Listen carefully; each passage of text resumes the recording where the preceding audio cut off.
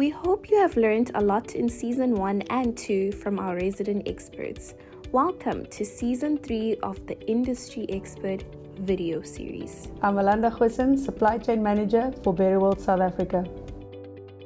The supply chain team at BerryWorld consists out of 4 pillars, namely procurement, which looks after the procurement of the fruit, capacity, looking after the pack houses and issuing packing instructions, operations, looking after the whole operational chain, a logistics team looking after the logistical side of the business, being supported by an admin team. A close collaboration between all these pillars ensure that we do our best as a supply chain, looking after the berries from farm all the way through to customer. Fruit is being picked on farm.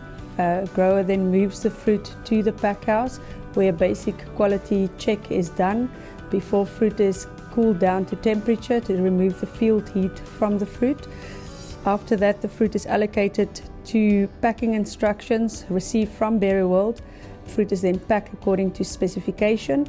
Once the fruit is packed, a QC out is being done and fruit is cooled down to temperature again before removing it to the depot, where fruit is then loaded for the different methods of export.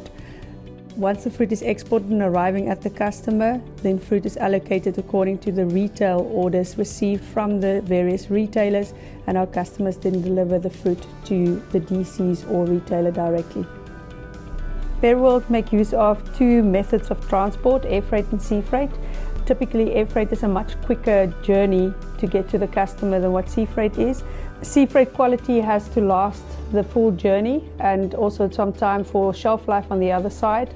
Air freight has a much quicker journey and fruit is realistically at the customer door within a few days from departure, where sea freight can take up to 25 days to arrive.